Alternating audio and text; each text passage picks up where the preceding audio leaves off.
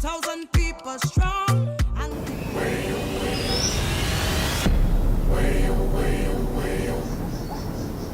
So, you wanted to talk? We would like you to consider running in the upcoming elections. Me? How could you, Jamal? Didn't do this thing, Sharon. Tell me, Calvin. Are you a good lover? $20,000 a month. That's a lot of money. I'm worth it. I feed you, and it's my religion have you alive up to today. So never you again criticize and talk about my religion. Shame yourself, your husband, your child, me, your mother, everybody in the family. We feel mad and chemistry together. We even went on our first dates together. Yeah, but we are not going to jail together. We have to talk about this. I don't want to talk about it.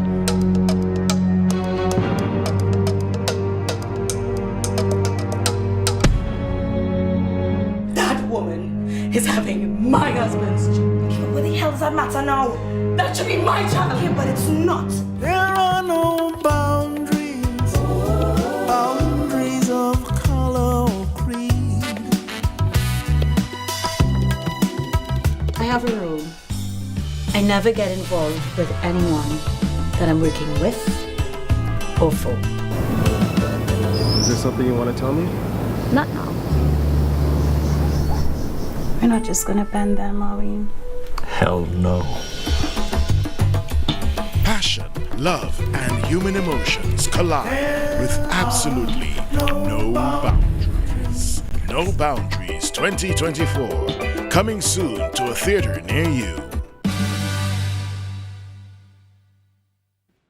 Welcome back, viewers, and we just saw a trailer of No Boundaries 2024, and if you haven't heard about that, you have been under a rock. So let me introduce our guest this morning. Sitting with me, Dwayne White Jr., resident actor at the Tobago Performing Arts Company known as TPAC, and of course Regine Daniel, makeup artist and special effect makeup artist, let me add that, and she's also part of TPAC as well. She works along with TPAC on a lot of their productions. Good morning. Good morning. Morning, good morning. Right? And they're smiling because I was teasing both of them. This is No Boundaries. Now, this is huge. Some of you may not know about that series. So I'm going to date myself a bit this morning because I looked at that original series, not like a rerun playback years later, but when it first hit our screens in Trinidad and Tobago. And it was one of those shows that I just had to see as, you know, I don't want to age myself, as a young person, let me leave it like that, right?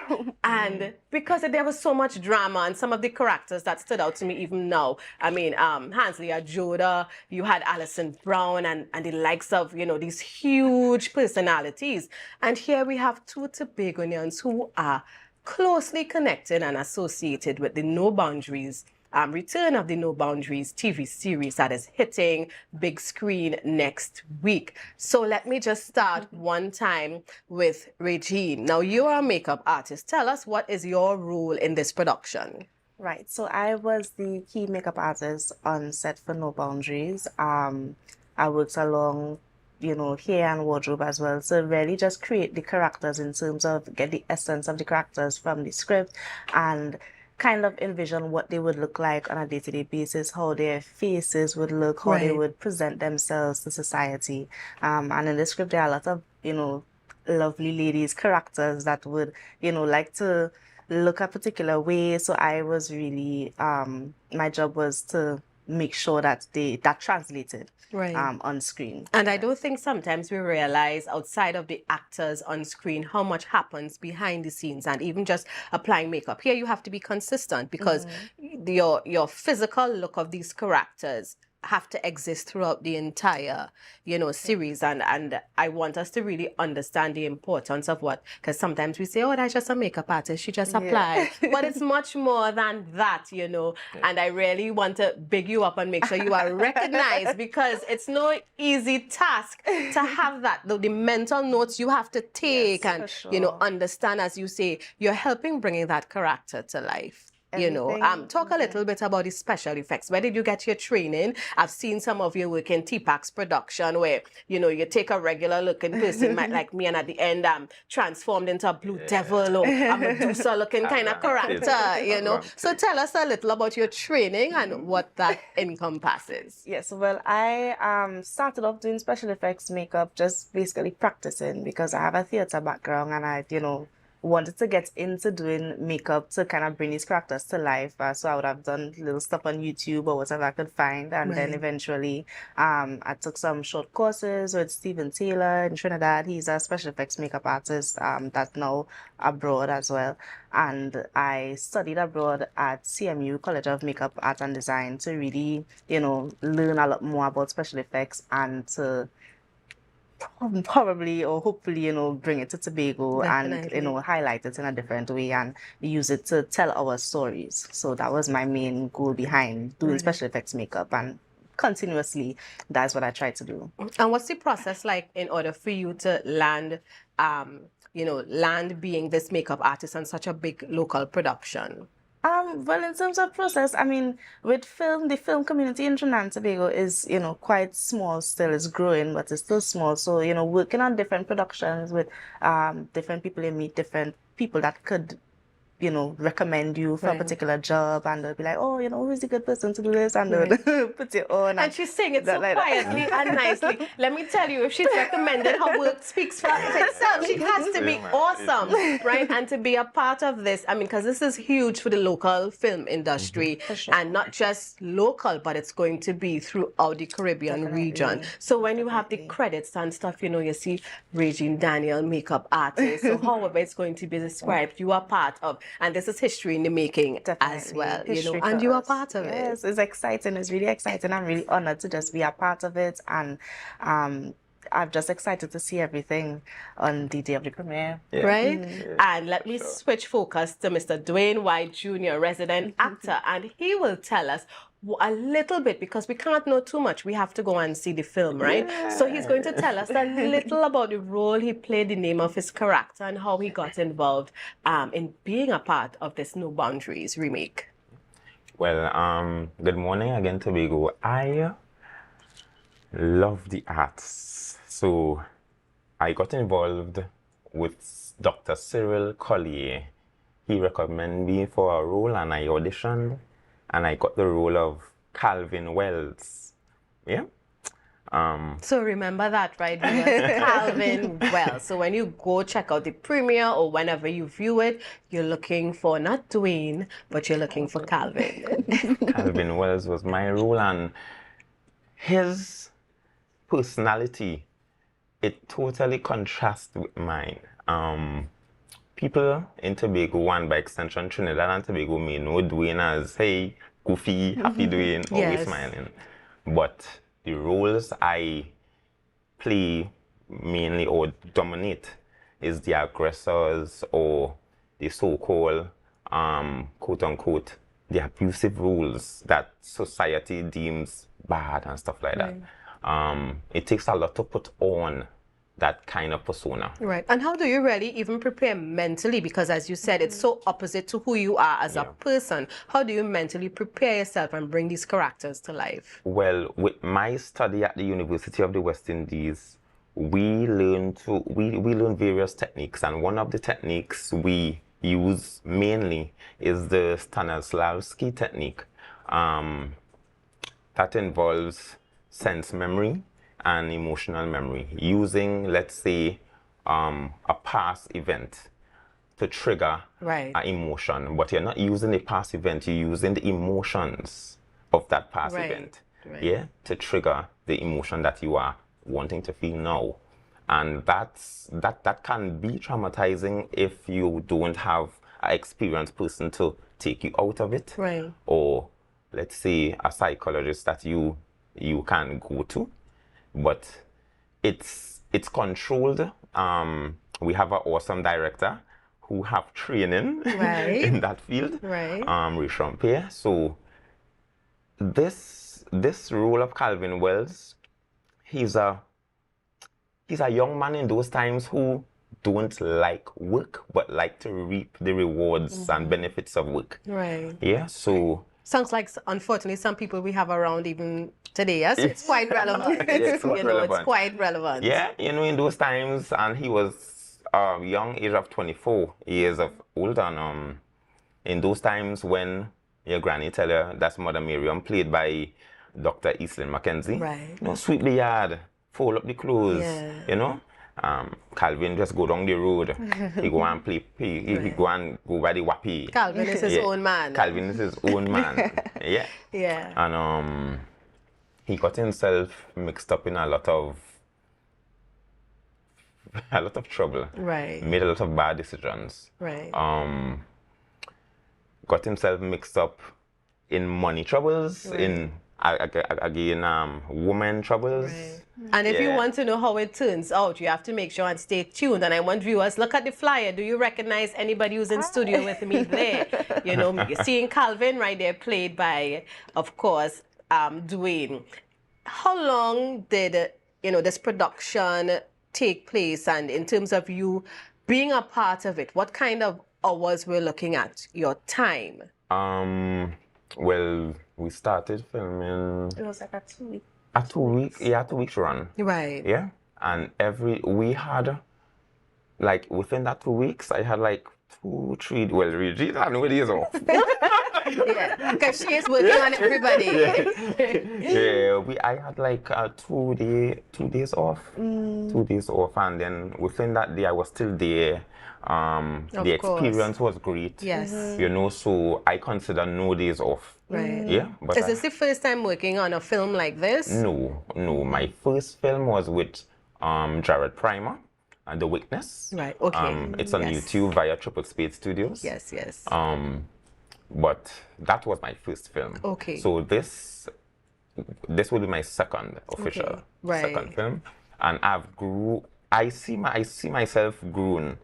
Yeah. From The Witness to No Boundaries, with training in between, that is. Yes, yeah, definitely. And with Calvin Wells now, a lot of the youths in Trinidad and Tobago will relate, or can relate. Right. Yeah, because he means well. He really means well. Well, it's Calvin Wells. Yeah. He really means well. Yes. But it's just depicting how the decision making that our youths in the country making right now for themselves, and what can be the repercussions or consequences of these decisions. Right. And yeah. And I really appreciate the idea of taking something that existed then, and we have Mr. Horace Wilson, who would have written this new series, taking aspects of it, the kind of feel, and having it modernized so that it can, whether you were like me and looked at it then, or you never heard of it and going to see it for the very first time and be a part of that experience. Tell us about the red carpet event, when it will be premiered, because I know many of us here, we want to be a part of it. Yes. Well, the red carpet event will be taking place at Movie Town, Trinidad, Port of Spain. That's Monday the 26th. 27th. Yes, Monday the 27th from 6 p.m. to 9 p.m. Then, on the 29th, the viewers of the nation can have an opportunity to see this local film in all movie towns on the 29th. I can't remember what time they may premiere it on the 29th, but it will be open to the nation. Right. So, and I don't want to be facetious, but sometimes we hear nation and they leave out Tobago still, right? But Tobago is not going to be left out. It's going to be premiered here as well at Movie Town. And you all know you all love to use social media, so I'm sure you'll find the time and you will know how to be a part of that big event. I want us to put up the flyer one more time. I want us to look at Mr. White there as Calvin. And I'm asking the producer to leave that there for just a few seconds, because when I ask him what role he playing, he's like, a little supporting role. And I say, but I rarely seeing you big and large on the flyer. You understand? So, we have two humble young people in studio. I really appreciate, and I will share all the excitement on their behalf because I am excited about it. So thank you very much. And we, No Boundaries 2024, we have two young Tobagonians who play an integral part. We also have Tobagonian Dr. Mac as well, as she's fondly called, and we know when she hits the screen, it cannot be any more legit. And she was my grandmother in the film. Right, so it's we real know fire. she had Calvin under some heavy manners, even though based on what Dwayne is telling us, he may have resisted, but we know when Dr. Mac hits the screen, we're talking about serious stuff. In wrapping up, we have a lot of people, young people who are listening. Some of them are in, theater arts for CSEC and really wanting to hone that craft. And I'm so glad we are opening up in creatives, because when I was in school, you couldn't come home and say you want to do art and drama. That's like what you're going to do with that. But here we have an emergence of brilliant minds bringing, theater and different art forms to life. Maybe I should like to talk to the parents first, who may have children who are so inclined and want to express themselves in that way. I would say at a very tender age, I was a creative and still am. My parents were also the old schools who said, well, it's a hobby rather than a career. But, I kind of rebellious. I'm a rebellious youth. And he said he plays opposite his characters, but Calvin rebellious too, right? I'm rebellious. So I mean, the dice me love. Right. I want to dub in that a little bit. Yeah. I grew up around song engineering, so that's my second nature. Okay. My father, CHC songs, so I know I know it. Yes. So I love theater, and what I want to say to the youths out there, I mean, a lot of our youths are gravitating to the arts, whether it's makeup or acting or dance or craft, carnival, all genres of the arts. And I would say parents who are already doing it, kudos, but who are a little reserved can give a little leeway to see what they use with their cultural resource, because it's actually sleeping resources these youths are tapping into, knowingly or not knowingly. Yeah. A lot of sleeping resources are being used by the youths, or contemporizing tradition and not forgetting the essence of the cultural. Yeah. So I would say let's see what the youths have to offer. Yes, definitely. See what us youths have to offer. And of course, Regine, again, a lot of times people downplay certain careers, and we're talking about makeup artists, but it's more than just fixing someone's face. I mean, you have honed, and people who have seen your work, they are left speechless in terms of your special effects. And it didn't happen overnight. You said you were always interested in it. How do you encourage a young person who wants to get in a field such as yours and really develop their skill? I would tell them to just try to get involved, find their people, find their space, and kind of stay in that. So I didn't start off doing makeup. I started off doing acting, and I was telling Dwayne earlier, I was like, Dwayne, I'm not really an actor, but I just was drawn to the space. Right. And then I found my place in that field that, I fell into it, and, it felt very natural for me. And, just get involved, see how you could try different things, you say, okay, well, I want to do this. Look, I want to try to do something creative and express myself. You just need to find your medium and fall into that. My parents were always very supportive, and they were, I don't really understand why you want to make this blood situation thing, but if you want to, go ahead and, let you use the kitchen and let it do all kind of crazy stuff. So I would encourage parents to try to push their kids into these creative fields, There's so much room for everyone, and I feel like once you find a niche, once you find where you fit in comfortably, God will just open doors for you, and opportunities will just, pour out. True that. Right. And of course, viewers, let me remind you, it is happening. The return of No Boundaries.